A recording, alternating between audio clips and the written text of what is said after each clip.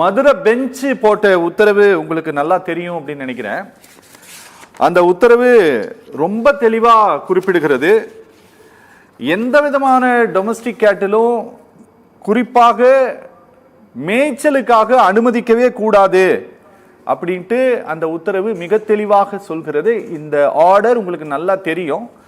தெரிந்திருந்தும் நீங்க இந்த ஆடு மாடுகளை வைத்து இந்திய வரலாற்றிலேயே எந்த அரசியல் கட்சியும் செய்யாத ஒரு புரட்சியை தேர்தலில் போட்டியிடக்கூடிய ஒரு கட்சியாக நாம் தமிழர் கட்சி நடத்தி முடித்திருக்கிறது. ஒரு 15 ரெசல்யூஷன் தீர்மானத்தையும் போட்டிருக்கிறீங்க. நீங்க இது செய்ததற்கு என்ன காரணம்ட்டு தெரிஞ்சுக்கலாமா? அதாவது மக்களுக்காக தான் சட்டம், சட்டத்திற்காக மக்கள் இல்லை. சரி. இன்னொன்னு என்னன்னா, எதுவுமே தேவையில் இருந்துதான் பிறக்கிறது. எந்த சாத்தியமான விடயமா இருந்தாலும் எனக்கு ஒன்று தேவைப்படுகிறது என்றால் அந்த தேவைக்காகத்தான் ஒன்றை நம்ம போராடி பெறோம். சரி. அப்படிதான் எல்லா சட்டங்களும் இங்க ஏற்றப்படுது. நாட்டுல நீதிபதிகள் நாம் முறையிடுவது, நாம் புதிதாக ஒரு சட்டத்தை கொண்டு வருவதாக இருந்தாலும் சரி, ஏற்கனவே இருக்கிற சட்டத்தை நாம் மாற்றி அமைப்பதாக இருந்தாலும் சரி, அது தேவையில் இருந்துதான் பிறக்கிறது. தேவையா தேவையில்லையான்றதுதான் நமக்கு பாதகமா இருக்கணுமே தவிர, உயர் நீதிமன்ற நீதிபதிகள், கீழமை நீதிமன்றங்களில் சொல்லப்படுகிற ஒரு நீதி உயர் நீதிமன்றத்தில் மாற்றி சொல்லப்படுகிறது. உயர் நீதிமன்றத்தில் பெறப்படுகிற நீதி உச்ச நீதிமன்றத்தால் தடை செய்யப்படுகிறது அல்லது மாற்றி சொல்லப்படுகிறது. சரி. பல தீர்ப்புகளை அதை நம்ம முன்னுதாரணமாக நம்ம பார்க்கலாம். ஏன்னா சட்டம் ஒன்றுதான். சட்டத்துல நீதிபதிகள் கீழமை நீதிமன்றத்துக்கும் உயர் நீதிமன்றத்திற்கும் உச்ச நீதிமன்றத்திற்கும் ஒரே நீதிதான். அதே நீதியை படித்தவர்கள் தான், அதே சட்டத்தை படித்தவர்கள் தான் நீதி வழங்குகிறார்கள். அவர்கள் அதே சட்டத்தை படித்தவர்கள் தான் வழக்காடவும் செய்யறாங்க. ஆனா அவங்க பொதுவா இது தேவையா தேவையில்லையான்றதுல இருந்துதான் நம்ம இத பார்க்கணும். அப்ப ஒரு சட்டம் எனக்கு இப்போ ஒரு உதாரணத்துக்கு டெல்லியில பாத்தீங்கன்னா விவசாயிகளுக்கு வேளாண் திருத்த சட்டம் வந்தது. பஞ்சாபில் இருக்கிற வேளாண்குடி மக்கள் புதுடெல்லியில கிட்டத்தட்ட 1.5 ஆண்டுகளுக்கு மேலாக கிட்டத்தட்ட 400 பேருக்கு மேல தன் உயிரை கொடுத்து அந்த சட்டத்தை திரும்ப பெற வைத்தாங்க. மத்திய அரசிடம் போராடி திரும்ப பெற வச்சாங்க. இப்ப அதே போலதான் ஜல்லிக்கட்டு, வடமாடு மஞ்சு விரட்டு போன்ற பல விடயங்கள் இங்க தடைபட்டு இருந்த போது அதை எதிர்த்து போராடி அதை மக்கள் புரட்சி கொண்டு தடுத்து நிறுத்திதான் மீண்டும் இங்க ஜல்லிக்கட்டு அதற்கு சில தடைகள்லாம் இருக்குது, இன்னும் இருக்குது. அதையெல்லாம் இன்னும் தகர்க்க வேண்டியது இருக்குது. ஆனால் முதல்ல விளையாடவே இல்லாத போது விளையாடுவதற்கு அனுமதி கொடுத்ததில்லை. அது போலதான் நாங்க இப்ப இருக்கிறத நாங்க தகர்க்கணும்னு நினைக்கிறோம். தகர்க்கணும்னா தேவையிலிருந்து அதை பெற வேண்டும் அப்படின்றத நம்ம நினைக்கிறோம். அப்ப பெற வேண்டும் நினைக்கிறப்ப அதை மக்கள்கிட்ட நம்ம வலியுறுத்தி பேச வேண்டிய தேவை இருக்கு. அப்ப மக்கள்கிட்ட வலியுறுத்தி பேசுவதாக இருந்தால் அதை கவனம் பெறும் ஒரு பொருளாக மாற்ற வேண்டும்னா ஒரு அரசியல் கட்சி மாநாட்டின் மூலமாகவோ அல்லது பொதுக்கூட்டங்களின் மூலமாகவோ இது போன்ற தொலைக்காட்சி விவாதங்களின் மூலமாகவோ தான் நாங்கள் மக்களினுடைய கவனத்தை ஈர்க்க முடியும். இப்ப A2 பால், A1 பால்னு 2 பால் இருக்கு. A2 பால் நாட்டு மாட்டோட பால்னு அண்ணன் செந்தமிழன் சீமான் கிட்டத்தட்ட 2010-11 காலகட்டத்துல இருந்து பேசிக்கிட்டே இருந்தாரு. அதனுடைய புரிதல் எப்ப வந்துச்சுன்னா 2017 தான் நாட்டு மாடுகளை காப்பாற்ற வேண்டிய தேவை இருக்கிறது. பீட்டா போன்ற அமைப்புகள் உச்ச நீதிமன்றத்துல போய் பல வழக்குகளை தொடுத்து நாட்டு மாடுகளை அழிக்கிறதுக்கான வேலையை செய்யறாங்க அப்படின்றத நம்ம தொடர்ச்சியா பேசிக்கொண்டே இருந்தோம். அது கிட்டத்தட்ட ஒரு 6-7 ஆண்டுகள்ல அது சாத்தியமாச்சு. அப்படின்னா மேய்ச்சல் நில புறம்போக்கு நிலங்களை மீட்டெடுக்க வேண்டும். மேய்ச்சல் நிலத்துக்கு பயன்படுத்துகிற நாட்டு மாடுகளை நாம் மீண்டும் அங்க வனப்பகுதிகளில் மேய்ச்சலுக்கு விட வேண்டும் என்றால் அது சாத்தியமா, தேவையா தேவையில்லையா அப்படின்றதுல இருந்தா அதை சாத்தியப்படுத்துவதற்கு என்ன வழி இருக்கிறதோ அதற்கு முதல் தவணையாக நாம் தமிழர் கட்சி ஒரு மாநாடு ஒன்றை நடத்தி இதில் இருக்கிற சிக்கல்களை அரசுக்கும் சரி மக்களுக்கும் சரி விளக்கி அண்ணன் செந்தமிழன் சீமான் அவர்கள் பேசியிருக்கிறாங்க. அதே போல நாங்க 15 தீர்மானங்களை நிறைவேற்றி இருக்கிறோம். அது இன்றைக்கு பேசு பொருளாகி முதல் விவாதமாக சத்தியம் தொலைக்காட்சி எடுத்ததற்கு நான் சத்தியம் தொலைக்காட்சிக்கு மிக்க நன்றியை தெரிவிச்சுக்கிறேன். அதே போல இந்த தடை வந்த போதும் சத்தியம் தொலைக்காட்சி தொடர்ச்சியாக நிகழ்ச்சிகளை முன்னெடுத்ததுன்றதையும் நான் உங்களுக்கு அதுக்கும் நான் நன்றி சொல்ல கடமைப்பட்டிருக்கேன். முத்துப்பாண்டி சார், இப்ப நம்ம முத்துப்பாண்டி சார், நீங்க இந்த ஒரு மாநாடு நடத்தி அங்க நிறுத்தி இருந்தீங்கல்ல மாடுகள், அது என்ன பிரீடுன்னு எங்களுக்கு சொல்ல முடியுமா? அது ஐயா அது புலி வளம் இருக்குது. அதுல நிறைய கிட்டத்தட்ட ஒரு 7 வகையான மாடுகள் அதுல நிறுத்தி வச்சிருந்தோம். அது எல்லாமே கிடை மாடுகளாக நிறுத்தி வச்சிருந்ததுதான். இதுல வந்து இந்த மாடுகள் அத பொதுவாக மலை மாடுகள் அப்படின்றத சொல்லுவீங்களா? ஆமா, மலை மாடுகள்னு வச்சுக்கோங்க. நாட்டு மாடுகள் தான், அது எல்லாமே நாட்டு மாடுகள். நான் உங்களுக்கு இந்த இதுல அதுல ஒரு செய்தியை மட்டும் சொல்லி, அதாவது என்னன்னா, வெளியில இருந்து பார்க்கும்போது அது வெறும் மாடுகளை நிறுத்தி ஆடுகளை நிறுத்தி ஒரு நிகழ்ச்சியை ஒரு மாநாட்டை நடத்திட்டாங்கன்னு சொல்றாங்க. அந்த மாடுகளை வந்து அடைக்கிறதுன்றது வந்து சாதாரண விடயம் இல்லை. ஏன்னு சொன்னா அது மனிதர்களோடு பழகின மாடுகள் அல்ல. இப்ப நம்ம வீட்டுல வளர்க்கிற மாடுகள் போல அந்த மாட்டை நம்ம வளர்க்க முடியாது. அது வந்து போய் மேய்ச்சலுக்கு போகும், திரும்ப வந்து ஒரு இடத்துல கிடையில அடைப்பாங்க. அதுகளுக்கு இன்னொன்னு வந்து இந்த லைட் வெளிச்சம்லாம் அது பார்த்தது இல்ல. அதே போல நம்ம ஒளிபெருக்கி வெளிச்சத்தை ஒளிபெருக்கில இருந்து சத்தத்தையோ எதையுமே அது கேட்டதில்ல. அதுக்கு நாங்க வந்து ஒளிபெருக்கி போட்டு அதை பயிற்றுவிச்சோம். அதே போல விளக்குகளை போட்டு அதை பயிற்றுவிச்சோம். கிட்டத்தட்ட 4-5 நாட்களாக அதுக்கு எல்லா பயிற்சியும் கொடுத்துதான் இந்த மாநாட்டை நடத்தி இருக்கிறோம். வெறுமனே வந்து இந்த மாநாட்டை வெறுமனே நடத்திட முடியாதுன்றக்கா நிறைய சிரமப்பட்டிருக்கோம்ன்றக்கா இல்ல, புரியுது சார் எங்களுக்கு. ஆனா நீங்க அது எல்லாமே இவ்வளோ மாடு அத்தனைக்கும் ஒரே ஒரு நபர் உரிமையாளராக இருக்க மாட்டார். நிறைய பேர் வந்து இந்த மாடுகளை நிறுத்தி இருப்பாங்க. இதை திரும்ப பிரிச்சு எடுத்து 15 பேர் இருந்தாங்க, எங்களுக்கு தெரியுது. ஆமா, ஆனா நீங்க வந்து இதெல்லாம் பொதுவாக மலை மாடுகள் அப்படின்ட்டு சொன்னதுனால நான் சொல்றேன். நீதிமன்றத்தினுடைய தீர்ப்பு பாயிண்ட் நம்பர் 47, அந்த கோர்ட் ஆர்டர் காப்பி போடுங்க. அது வந்து தெளிவா சொல்லுது, மலை மாடு அப்படிங்கிறது ஒரு அங்கீகரிக்கப்பட்ட ரெகக்னைஸ் செய்யப்பட்ட ஒரு பிரீடே கிடையாது. அது தமிழ்நாடு அனிமல் ஹஸ்பண்டரி டிபார்ட்மெண்ட்டாக இருக்கட்டும் அல்லது Tamil Nadu veterinary and animal sciences யூனிவர்சிட்டியினுடைய ரெக்கார்டாக இருக்கட்டும், எதுலையுமே இது வந்து ஒரு ஆவணமாக இல்லாத அங்கீகரிக்கப்படாத ஒரு மாடு. அதனால இப்படி ஒரு பிரீடே கிடையாதுன்னு சொல்லுது கோர்ட்டு. ஆவணப்படுத்துங்க. ஆவணம் இல்ல, ஒரு ஆவணம் இல்ல, ரெக்கார்டுல இல்லைன்னு அவங்க சொல்றாங்க. இப்படி ஒரு மாட்டு வகையான இடங்கள் வந்து இங்க இல்ல அப்படின்னு அவங்க குறிப்பிடுறாங்க. அப்படிதானே சொல்ல வர்றீங்க? ஆமா ஆமா.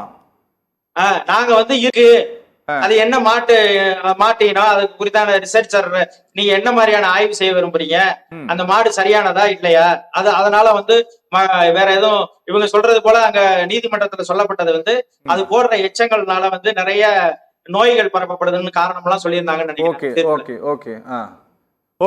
அப்படிதானே சொல்லியிருந்தாங்க. ஆமா ஆமா. அப்ப அத வந்து ஆய்வு செய்யுங்க, ஆய்வு செஞ்சு எங்களுக்கு வந்து ஆதாரபூர்வமா நிரூபிங்க. ஓகே சார், ஓகே, பேசலாம். முத்துப்பாண்டி சார், ஒரு 15 ரெசல்யூஷன் போட்டிருக்கிறீங்க. நீங்க கண்டிப்பா இது அரசாங்கத்துக்கிட்ட கொடுப்பீங்க அப்படின்னு நினைக்கிறேன். ஆனா இதுல நீதிமன்றத்தினுடைய தடை இருக்கக்கூடிய காரணத்தினால் அரசாங்கமே இந்த இந்த இந்த வழக்குல வந்து இந்த மலை மாடுகள்னு ஒரு பிரீடு கிடையாது, அது வந்து ஒரு அப்படி எதுவுமே வரலாற்றிலையும் கிடையாதுன்ட்டெல்லாம் அரசாங்க தரப்பிலேயே சொல்லப்பட்டதுனால இந்த தடை வந்து மாநிலம் முழுவதும் இந்த தடை பொருந்தி இருக்குது சார். அதனால தான் அந்த விவசாயி சன்னாசியை வந்து வனத்துறை தடுத்து இருக்கிறது. அதன் விளைவாகத்தான் நீங்கள் வந்து ஒரு மாநாட்டை நடத்தி முடித்திருக்கிறீர்கள். மாடோட ஏற போகிறோன்ட்டு சொல்லியிருக்கீங்க. ஆமா ஆமா, மாடோட ஏற போகிறோன்னு சொல்லியிருக்கீங்க. ஆனால் மாடோட இவ்வளோ நாள் யாரும் ஏறினது இல்லை, மாடு மட்டும்தான் ஏறும். இந்த நீங்க போக சொல்லியிருக்கீங்க. சரி, நீங்க கவர்மெண்ட் கிட்ட வேற என்ன எதிர்பார்க்கிறீங்க முத்துப்பாண்டி? நீங்க அதாவது நம்ம இப்ப எல்லாரும் சொல்லும் போது சொன்னாங்க, நம்ம இந்த வழக்கை குறிப்பிட்டு சொல்லும் போது சொன்னாங்க, நம்ம திருமுருகன் அவர்கள் தொடுத்த வழக்குல வந்த தீர்ப்பை சொன்னாங்க. அதான் அவர் வந்து நாம் தமிழர் கட்சியில இன்னைக்கு இருக்கிறாரு, அவரை வச்சுட்டு போடுறது ரொம்ப வருத்தமா இருக்குன்னு சொல்லியிருந்தாங்க. தொடுபம் வாய்ப்புல இருந்து பேசினவங்க எல்லாரும் அந்த தீர்ப்பை வந்து மேற்கோள் காட்டினாங்க. நான் என்ன கேள்வி எழுப்புறேன்னா, திருமுருகன் ஒரு வழக்குக்கு போறாரு, ஒரு பொதுநல வழக்குக்கு. அன்னைக்கு அவர் வந்து ஒரு மீனவர் அமைப்பு ஒன்று வச்சிருந்தாரு, அந்த மீனவர் அமைப்பின் சார்பில் அதுக்கு போறாரு. சரி, அவர் போகட்டும். இப்ப நான் என்ன கேக்குறேன்னா, நீதிமன்றத்துக்கு போனப்ப ரெப்ரஸன்டேட்டிவா வந்து அரசு தரப்புல இருந்து வருவாங்க இல்லையா, இந்த அரசு தரப்புல இருந்து என்ன எதிர்த்தரப்பு வாதம் வச்சாங்க. இன்னைக்கு உட்காந்து டிபேட்ல இது சரி இது சரியில்லை, இது ஏன் இது கேட்டீங்க கேட்கலன்னு நம்ம 1000 கேள்வி கேட்கிறோம். அதே போல இந்த மேய்ச்சல்ல ஈடுபடுற அந்த நபர்களை ஏன் இந்த வழக்குக்குள்ள வந்து சேர்க்கல, அது போக வந்து அதற்கான மெனக்கெடுதலை ஏன் வந்து அரசு செய்யலன்ற கேள்வி ஒன்றை நான் எழுப்ப விரும்புறேன். அப்ப அதை எழுப்பாத அந்த அரசு, அதாவது அன்னைக்கு இருந்த அரசோ இல்ல அன்னைக்கு கொரோனா காலகட்டத்துல அன்னைக்கு இருந்த வழக்கறிஞர்களுக்கு அது குறித்த பெரித நாட்டம் இல்லாம விட்டாங்களா, இல்ல அரசுக்கே அது குறித்த எந்த நாட்டம் இல்லாம போயிடுச்சோ? நீங்க அரசு தரப்பு என்ன சொல்லி இருக்கு அப்படின்ட்டு நீங்க கேட்டதுனால நான் சொல்றேன். அந்த தீர்ப்புல வந்து என்ன சொல்லி இருக்குன்னா, 6வது ரெஸ்பாண்டண்டாக இருக்கக்கூடிய wild life warden Megamalai wild life division அவர் என்ன சொல்லியிருக்காரு அப்படின்னா ஃபாரஸ்ட்னுடைய ஆமா வைல்ட் லைஃப் வார்டனும் டிஸ்ட்ரிக்ட் கலெக்டரும் அனுமதிக்கலாம் தான் சொல்லியிருக்காரு. எல்லாருமே எந்த சிக்கலும் இல்லைன்னு சொல்லியிருக்காங்க. அவரு சகோதரர் கேட்கிறாரு இல்லையா, ஏன் மேய்ச்சல் இருக்கிறவங்க யாரையும் இதுல சேர்க்கலன்னு. அதுல 2 பேர் இருக்காங்க. ரெஸ்பாண்டன்ட் நயன் வந்து எத்தலவேலுன்னு ஒரு மேய்ச்சல்ல ஈடுபடுறவரு, அது மாதிரி பெனிட்டோ பால்ராஜ்னு சொல்லிட்டு அவரும் மேய்ச்சல் ஈடுபடுறவர். அவங்க 2 பேருமே வராங்க. இது எல்லாமே ஆன்லைன்ல நடக்குது. ஓகே ஓகே ஓகே, அதான் அந்த சிக்கலுக்கான அடிப்படை. ஓகே சார், நீங்க பேசலாம். அதான் இப்ப ஏற்கனவே வந்து 2013 எங்களை அனுமதிக்கணும்னு வழக்கு இருக்குது. 1999 வந்து பொள்ளாச்சி பகுதிகளில் இருந்து வழக்கு போடுறாங்க. சரி, எங்களை மேய்ச்சலுக்கு அனுமதிக்கணும்னு. அந்த பகுதிகளில் ஏற்கனவே அதற்கான தடைகள் இருக்கிறதுனால அதுக்கெல்லாம் வந்து அரசு இப்ப பென்னிக்விக் அவர்கள் வந்து விவசாய சங்கத்துல இருந்து பேசும்போது சொன்னாங்க, அதுல வந்து ஃபாரஸ்ட் செய்யற அட்டுழியத்தை யாரும் கேட்கறதுக்கு இங்க இல்ல, மத்த எல்லா விடயத்தையும் பேசுறாங்க இல்லையா. இப்ப அந்த கழிவிலிருந்து நிறைய நோய்கள் பரப்பப்படுது, மாட்டுக்கு இருக்கிற நோய் வந்து அதுக்கு பறவைன்னு வச்சிரும்லாம் சொல்றாங்க. அந்த கழிவு இருக்கு இல்லையா, அந்த கழிவு தான் வந்து விவசாயத்துக்கு பயன்படுத்தப்படுது. இன்னைக்கு வரைக்கும் தமிழ்நாட்டில் இருக்கிற விவசாய நிலங்களை விட இந்த மலை மாடுகள் போடுகிற சாணங்களை அந்த கழிவுகளை யார் வாங்கிட்டு போறாங்கன்னா கேரளாவில இருந்து வந்து அதிகமா வாங்கிட்டு போறாங்க. ஒரு சாக்கு 800 ரூபாய் 900 ரூபான்னு வாங்கிட்டு போறாங்க. அங்கெல்லாம் கேரளாவில எல்லாம் நோய் பரப்புற மாதிரி இருந்துச்சுன்னா அவன் வந்து அந்த சாணத்தை தொடுவான்னு நினைக்கிறீங்களா? கேரளாவில இருந்து வருவேன், அவன் வேணா அங்க இருந்து கழிவை கொண்டு வந்து நம்ம நாட்டுல கொட்டிட்டு போவான். இங்க இருக்கிற இந்த கழிவு வந்து அவனுக்கு பயன்படுது, உரமா பயன்படுறதுனாலதான் அள்ளிட்டு போறான். அதே போல நீங்க வந்து சொல்றது போல மாடுகளில் இருந்து நோய் பரப்பப்பட்டுருச்சு அப்படின்னு சொல்லி சொல்றீங்கன்னா, இது வரைக்கும் எத்தனை நோய் பரப்பப்பட்டு இல்ல நீங்க இல்ல நீதிமன்றத்துலதான் நான் சொல்றேன். சரி, அரசு ஏன் போகாம இருக்குன்னு இந்த கேள்விகள் எல்லாம் வைக்கணும். இப்ப நாங்க கேட்கிற கேள்விகள் எல்லாம் அரசு தரப்புல இருந்து வச்சிருக்கணும்ன்றதுதான் என்னுடைய கோரிக்கை. அதாவது வந்து என்ன அப்படி என்ன இப்ப வனத்துறையில இருந்தே அவங்க சொல்றாங்கன்னா, இன்னென்ன நோய் இந்த மாடுகள் பரப்பி இருக்குது, இந்தந்த நோய் பரப்புனதுனால இந்த வகையான விலங்கினங்கள் பாதிப்புக்குள்ளாயிருக்குது அப்படின்னு ஏதாவது ஆவணம் இருக்குதா, ஏதாவது ரெக்கார்ட் இருக்குதா? எதுவுமே கிடையாது. ஒரு அரசு தரப்பினுடைய வனத்துறையினுடைய ஒரு வனச்சரகரோ உயர் அதிகாரியோ ஒருத்தர் வந்து ஒரு கடிதம் போட்டுட்டாலோ ஒரு விடயத்தை சொல்லிட்டாலோ அதுதான் சரின்னு இருக்கா? இன்னைக்கு வரைக்கும் வனத்துறை பகுதிகள்ல எத்தனை இடங்கள்ல மரங்கள் வெட்டப்பட்டு கடத்தப்பட்டு கொண்டிருக்கிறது, அதை தடுப்பதற்கு ஏதாவது செய்திருக்கிறார்களா வனத்துறை? இது வரைக்கும் வனத்தை காப்பாற்றணும்னு பேசுறவங்க யாராவது அவ்வளவு மரங்கள் வெட்டப்பட்டு அழிச்சு கொண்டு இருக்கிறாங்க, அதை யாரும் பேசுறதுக்கு இல்ல. இப்ப நாங்க சொல்றோம் பாருங்க, 75,000 ஹெக்டேர் நிலங்கள் கிட்டத்தட்ட வந்து வணிக மரங்களாக மாற்றி நடப்பட்டிருக்கிறது. 75,000 ஹெக்டேர்னா என்ன ஆச்சுன்னு பாத்துக்கீங்க நீங்க. பூரா வந்து யூக்கலிப்டஸ் மரம், அந்த மரம் இந்த மரம், அதெல்லாம் எதுக்கு காசு ஆகுமோ அந்த மரத்தெல்லாம் நட்டு வச்சிருக்குது அரசு. சரி, தமிழ்நாடு அரசினுடைய வனத்தோட்ட கழகமே அதை நாங்க போட்டிருக்கிறோம். குத்தகைக்கு கொடுத்து 75,000 ஹெக்டேரை நீங்க வந்து பூரா யூக்கலிப்டஸா மாத்தி வச்சிருக்கீங்க. நம்ம தெருவோரம் சாலையில பயணிக்கும் போது, குறிப்பா புதுக்கோட்டை சிவகங்கை மாவட்டங்கள்ல பயணிக்கிறப்ப நிறைய யூக்கலிப்டஸ் மரங்களினுடைய வாசம் தெரியும். அதெல்லாம் குத்தகைக்கு விடப்பட்டு விளைநிலங்களாக உருவாக்கக்கூடிய இடங்கள். நாங்க சொல்றோம் இல்லையா, மேய்ச்சலுக்கான விளைநிலங்களை உருவாக்குறதுக்கான வாய்ப்பு இருக்குது. அரசுக்கு அந்த நோக்கம் இருக்கணும். நாம் தமிழர் கட்சியினுடைய அரசுக்கு வந்து உறுதியா நோக்கம் இருக்கிறது. அண்ணன் செந்தமிழன் சீமான் அவர்களுக்கு நோக்கம் இருக்கிறது. ஆடு மாடு வளர்ப்பதை அரசு பணியாக மாற்றுவோம் சொல்றோம், விவசாயத்தை அரசு பணியாக மாற்றுவோம் சொல்றோம். அப்படி இதுவரைக்கும் ஆண்ட எந்த கட்சிகளுக்கும், இந்த கட்சி அந்த கட்சின்னு இல்ல, எல்லா கட்சிகளுக்குமே அது குறித்த எந்த விதமான நோக்கமும் இல்ல. சாலை போட்டா அதுல கான்ட்ராக்ட்ல எவ்வளவு காசு வாங்கணும்னு பாக்கலாம், பாதாள சாக்கடைய கான்ட்ராக்ட் வித்தா எவ்வளவு காசு வாங்கணும்னு பாக்கலாம். எல்லாமே காசுகளாக விற்பனைகளாக மாற்றப்பட்டதற்கு பிறகாக ஆட்டை பத்தி அவங்களுக்கு என்ன கவலை இருக்கு, மாட்டை பத்தி கவலை என்ன இருக்கு, இந்த நாட்டை பத்தி என்ன கவலை இருக்குது, எதை பத்தியும் கவலைப்படாத அரசுகளாகத்தான் இவர்கள் இருக்கிறாங்க. அதனாலதான் இதை வந்து நாங்க தகர்க்கணும்னு நினைக்கிறோம். அந்த தகர்ப்பதற்கான முன்முயற்சியாகத்தான் இந்த மாநாட்டை நடத்திருக்கோம். தொடர்ச்சியாக நாங்க பொதுக்கூட்டங்கள்ல பேசுவோம், விவாதங்கள்ல பேசுவோம்.